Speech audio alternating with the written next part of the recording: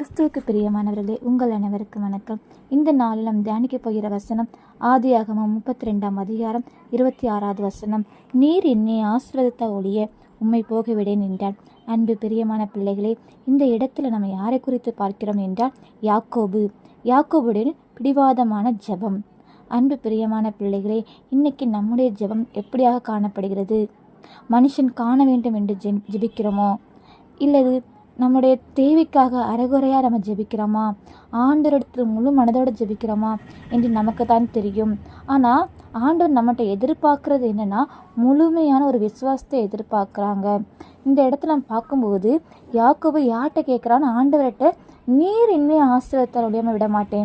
அப்படின்னா அவருடைய ஆசீர்வாதம், யாக்கோபுக்கு ஆசீர்வாதம் யார் மூலமாக தான் வரும்? தேவனிடத்தில் தான் வரும் அப்படின்னு சொல்லி அவன் முழு விசுவாசம் ஆண்டவரிடத்தில் காணப்பட்டது. ஆனால் நம்முடைய விசுவாசம் அப்படி இருக்காது. சில சமயங்களில் நம்ம என்ன செய்வோம், ஆண்டவர்கிட்ட ஜெபம் பண்ணுவோம். ஆனாலும் என்ன, எனக்கு இவங்ககிட்ட இருந்து பணம் வந்துடாதா, அவங்ககிட்ட இருந்து வந்துடாதா, எனக்கு சொந்தக்காரர்கள் ஹெல்ப் பண்ணிட மாட்டாங்களா, என்னோட நண்பர் எனக்கு உதவிட மாட்டாங்களான்னு சொல்லி நம்முடைய எதிர்பார்ப்புகள் அனைத்தும் யாருக்கிட்ட தான் சார்ந்திருக்கும்?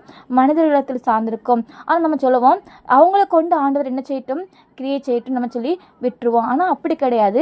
நீ உன்னோட முழு விசுவாசம், உன்னோட முழு நம்பிக்கை யார்கிட்ட தான் இருக்கணும்? ஏசப்பா கிட்ட தான் இருக்கணும். ஏசப்பா, நீர் என்னை இந்த வேலையில் எனக்கு இந்த பிரச்சனையை உம்மால் மாத்திரம் தான் தீர்த்து வைக்குன்னு சொல்லி நம்ம ஆண்டவரை நோக்கி நம்ம கேட்கும் பொழுது அவர் நமக்கு என்ன செய்வார்? உதவி செய்ய வல்லவராக இருக்கிறாரு. இந்த யாக்கோபுடைய ஜெபம் அப்படிதான் காணப்பட்டது. அவன் மனிதரிடத்தில் போகலை, நீர் என்னை ஆசீர்வாதத்தால் ஒழியாமல் விட மாட்டேன்னு சொல்லி அவனுடைய ஒரு மனதோடு ஆண்டவரை நோக்கி காணப்பட்டதுனால அவனுக்கு பின்னான ஆசீர்வாதங்கள் நிறைய கிடச்சிச்சு.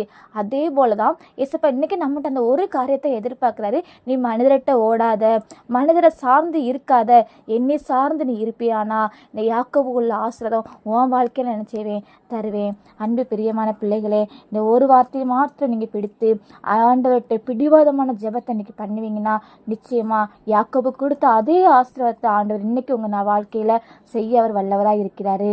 நன்றி, வணக்கம், ஆமேன்.